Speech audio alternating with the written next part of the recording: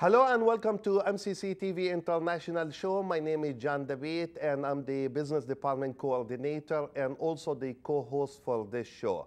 I would like to start today's show by sharing a couple pieces of information first. One, many thanks to Chad Bishop for always changing the show and changing also the setting for this show. It's a brand new setting right now. Hopefully everybody would like the new setting. A couple other issues that I would like to share with you. In May of this year, I will be taking 8 students on a study abroad program to Amman, Jordan. And this will be the second year taking some of our students to participate in a program like that in Amman, Jordan. The other thing is I just returned back from the CCID conference, the Community Colleges for International Development Conference. And it was really unbelievable conference. The main theme for that conference was the study abroad. So I gained a lot of information that I can use also via our study abroad program here at MCC and at the Eastern Iowa District. So I'm very excited about this, and while there, I was selected to serve on the CCID Global Faculty Team, which is a brand new team. So what we want to do is we want to get together and try to be a support system for faculties all over the world when it comes to internalization and the globalization of their classroom setting and environment. With that, I will move to Loureen, my co-host. That was a long introduction, John. Yeah. Hello, everyone. My name is Loureen Sayej. I'm an international student from Ramallah, Palestine. I study at Muscatine Community College, and I'm the co-host of this show. Today's guest is Rooff-Steffen. She's the chair of the Humanities Department at MCC. Hi. Hi. Welcome. Thank you. Would you like to introduce yourself a little bit to the audience? I have been here for 25 years already, and I teach a humanities class called Changes and Choices, professional communication and introduction to film primarily, and I chair humanities. Yeah. Kay, I know you are busy, you know. First of all, chairing a department is a lot of work too, plus teaching. But I know that you like to always have some time for yourself. You go and exercise. You do all that kind of stuff. Can you tell us something about that? Especially, you know, Chad will be very happy to hear that. Especially he's taking care of the blue zone. Right, he's taking the ball. Yeah. Well, for many years, I've taught cross-training and aerobics and yoga when I was younger. And I have to take care of my body. I'm old now. No, you're not. But I mean, it's good. I mean, so do you go like to the Y? Do you exercise at home? I did go to the Y. Or? This is the first year I'm not a member, unfortunately, because I live in Bluegrass now. My husband had to live in Scott County. So we have a gym at home now, so we work out there. I miss swimming, but we'll see if I go back to the Y soon. Yeah. I should start going, actually. I have to keep up with my students. I have to have energy. Yeah, it's good to live a healthy life. And by the way, I want to put, like, you know, a word here that also many thanks for Chad Bishop. He's doing really many things. And one of them is for also our audience to know that he is taking care of the Blue Zone initiative here at MCC.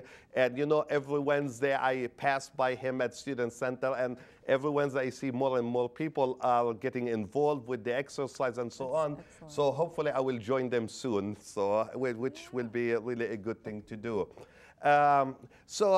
Kate, tell us something about, you know, your work here at MCC. So you talked briefly about some of the classes that you teach. So can you tell us about the programs that you also deal with in your department, such as the drama, music? Okay, and so on? Well, I administratively chair fine arts, but thankfully we have Jan Phillips, who's amazing and has been here for many years, and David Lane, who's relatively new, but he's awesome in theater, and they take care of their own things. I just I just share the budget with them and ask for their schedules. They pretty much do their manage their own areas, which is I expect because they do such phenomenal jobs. Yeah, they do. Usually they do. Otherwise, mostly I'm dealing with adjuncts because we're such a small school that we have humanities as an area, unlike maybe yours, John, that we have philosophy and religion and foreign language and the interdisciplinary humanities and film and communication. So a lot of times we might only have 1 or 2 sections, so we rely on our fantastic adjunct instructors to do that. Yeah, that's great. Our guest over here is not also involved in MCC, but you also went to Holland, Netherlands, in May 2012. Would you like to tell us about the purpose of your visit there and what did you do and stuff? This program, it was one of those things that came over my email that sometimes we just think, oh, another email, because we get so many, you know. But it was from the Illinois Consortium, and I'm not going to get the name of it right, but it's run through the College of DuPage with relationship to Heartland Community College. And they have many international programs, and it came down, hey, would you like to apply and go to China, Finland, Switzerland, the Netherlands, and I think there was one, I think those were it. And choose your order in which you'd like to apply, and I thought, oh, okay, so at the deadline, the very last day, I thought, oh, why not, I'll apply for this.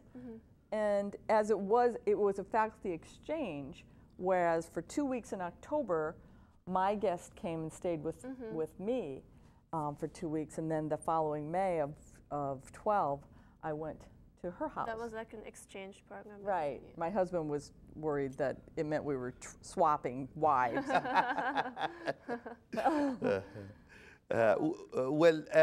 Can you tell us exactly what did you do when you are there? When I went there, see, I had the better end of the deal, I think, because I already knew Inika, my host. She didn't know us at all when she came here. She didn't know what to expect, where she was going to stay. And I knew her because I knew she was just an incredible person and such a good friend. And so when I got there, I knew I could trust her, and she had. It was different, but it was not like going to Asia necessarily, where I was privileged to go for a couple of weeks many years ago. This was, you know, you have a house that you expect, and you can drink the water, and sort of familiar with most of the food. It's a very fit place. When you were talking about fitness, they don't drive. The students don't drive. Yeah, I noticed you writing that. Yeah. You barely saw some. Oh, yeah. There were far more bicycles, and a train came right up to the college that Inika, my host, worked at, because she taught at more of a career-oriented vocational college, and her area was fashion. And I love it. So. Yeah, they kind of dress sort of like you, but you'd have to have a big scarf. I know. I do love scarves as well. Well, at some point in time soon, Chad will start rolling some of the pictures from your clip. And so if you can share with us also, like, you know, some information about each picture that we see on the screen. But, and I see now the first picture here, so if you can... Sure, that would be my host, Inika. I'll call her Inika because that's her name. That's her fashion class. She also had to teach, the educational system was quite different because they have levels of colleges, and her level was the lower level, so these students could not test into the universities yet. Some of them will transfer, but most of them will find jobs in shops, and most of them will be in retail. So it's more like a vocational school. More a vocational school, which she's at. But although there will be a couple of them that will be able to transfer, but not all of them. So this was, and this, she teaches classes that she must teach, more like sales and merchandising. She doesn't like those because those are like our gen ed. People have to take those, and the students are very, they have very low attention spans. Let me just say that. I'm so thankful for my students when I sat into that. This is the class, though, that she loves to teach, and those students just got back from a spring trip in Milan, and so they were still riding high off that experience. This was my favorite little, I had a couple of days on my own, and Ineka's family lived within a 10-minute walk from the city center I went to Nijmegen, which is 6 miles from the German border. And so I wandered around the city center, and I found this little cafe right off the city center. It's all you walk. There's very few cars. It's just all brick roads. How was their food? Oh, it was amazing. It was, well, a lot of cheese and bread. So not you know. Very famous with cheese. Yeah. I mean, yeah. Yeah. Oh, yeah. The Gouda, which we call Gouda. But their coffee is good. Coffee is good. It's strong. It's good. So, and that was in the Hague, and we went there for a day. It's beautiful. Yeah. Beautiful building. The Queen was, unfortunately, at that time, she was in the hospital visiting her son, who had been in a very, very bad ski accident months earlier. And I don't know what ended up happening to him, but this was not a good situation. So, but people would leave flowers to get well for the prince, and it's a very clean, this is a very clean area. This is actually the capital, even though the maps all call Amsterdam the capital, but the international court systems are there. That's one of the international courts, and it's an amazing place.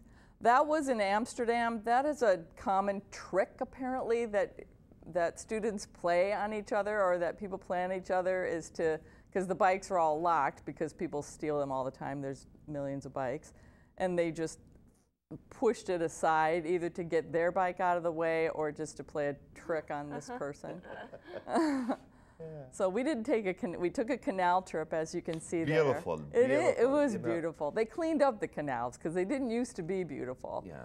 So we saw a lot of the architecture from hundreds and hundreds of years ago that was different and amazing. The different part, for example, if they had a fourth story on some of these houses on the side, they'll have a big hook, and they run a chain or ropes, big thick cables through that to lower and raise the furniture, so they don't have to get it through narrow doorways and upstairs.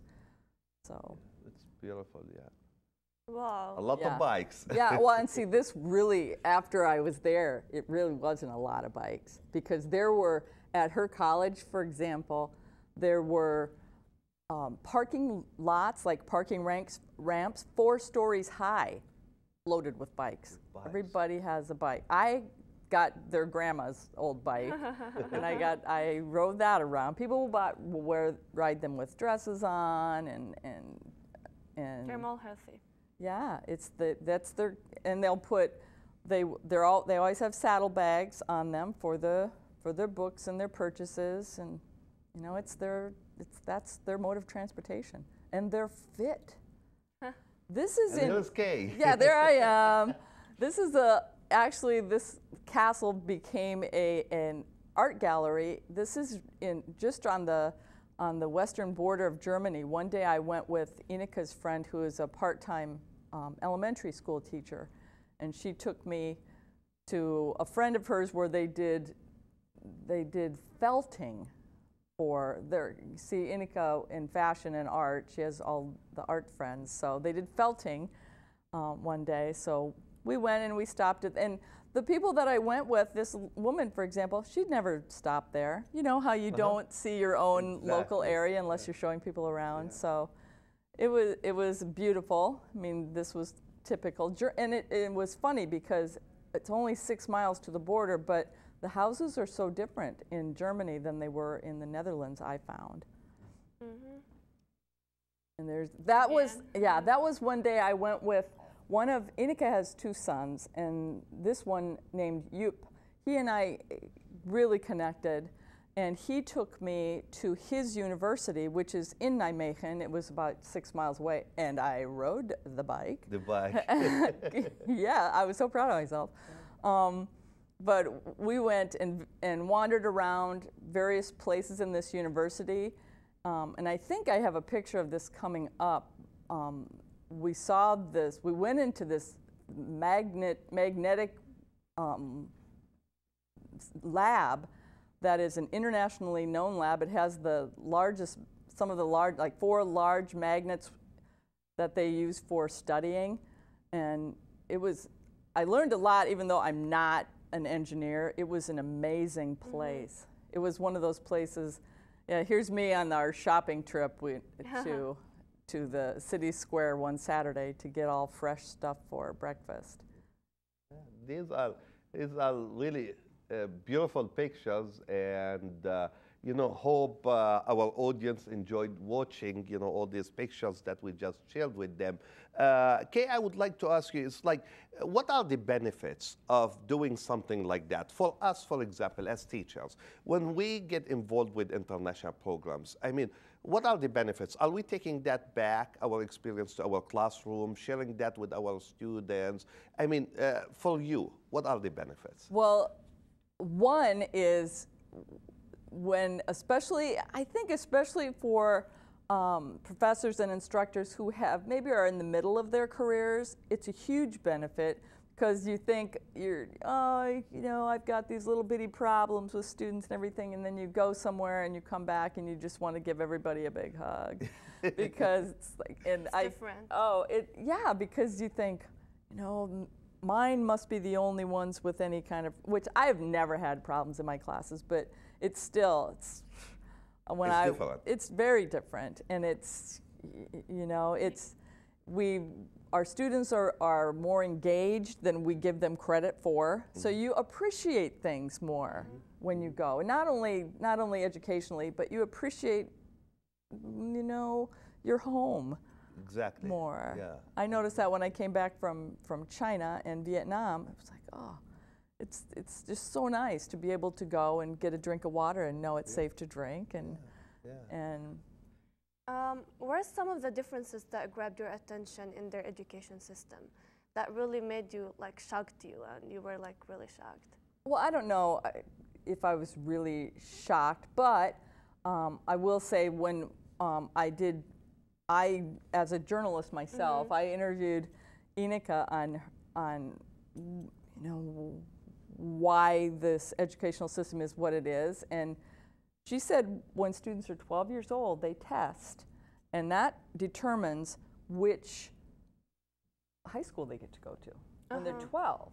So think of how distracted you could have been on any day when you're 12. At a very early age. Yes. And so you either get to go to a high level or a science or a fine arts, or you have to go to the vocational track, and you get a track then through high school. And some of her students then came in, and her students range in age from 16, the oldest are about 20. Those are the oldest. And so it was like a high school class, actually, to me. High school class, not a college. That was my impression. Yes. I want to ask you about the difference, because I know, and you mentioned that, Kay, you went on a trip some time ago to China and Philippines, right? My trip was China, Vietnam, Hong Kong, and Taiwan. And then now we are talking about Holland. Tell us about the difference. Oh, yeah. At least one or two things that you noticed. Well, when we went to Asia, we stayed in hotels, very nice hotels, because we were kind of riding on the tails of this trade show with the Department of Commerce. So we were spoiled in that way, but we were also cautioned not to walk around by ourselves, and for good reason. And we couldn't, you know, we couldn't trust the water. I mean, I never got sick, but you know, you never knew in a restaurant, you know, what you were getting. And things were unfamiliar. You know, the way people were treated, there were a lot of people on the streets that because they would flock into the cities, like for example in Shanghai or Chengdu, because they wanted to find work. And they couldn't, all of them couldn't, so they couldn't afford to go home then. How about China? Is their education system different from Holland or from here? Or? Well, you know, we always think that, I mean, when we hear about educational systems in countries like China, we're hearing about the top. Yeah. And we're not hearing about the average, because there's a lot of pressure on Chinese children, enough so that they will go 6 days a week to school, and they're going to study at home because it's all about if they have to pass an exam to get into to a college. And if not, a lot of them will go to the Army or work on the farms. You know, and they're very careful. You can't ask a lot of questions, because I found myself asking a few questions, and the answer was always, well, the government says, instead of them answering the question, they'll tell you what the government wants to hear. So like Chinese students do not have a broad of choices, like the American students. For example, if you did not do well on your SATs, you can go to community college and stuff. Well, we call, in communication studies, we call places like the Asian countries a high contact, and we call them allocentric. When that means if I'm a student, I don't know what your students call you, mine call me K. That doesn't happen over there. They don't even look at the teacher's eyes. That's true. So, you know, it's all dealing in the workplace, you deal through the hierarchy, no one talks to anybody. And allocentric, meaning it's important for them to be a member of a team. You know, they don't say, well, I do this. We do this. They say, I am a part of such and such a corporation or such and such a school. And it's important for them to be a member of something, and to they might go to work, and before work they'll ride on the train with their coworkers. After work they will socialize with their coworkers, and then ride on the train back an hour to their homes with their coworkers. And you know, the show is about Holland, about your trip there, but it's good like to talk about all this stuff, because you know, you cannot talk about one item without connecting that to other items, because we are who we are because of what we do. And I know also, okay, you teach Spanish too. Sometimes I do. Yeah. Right. So why?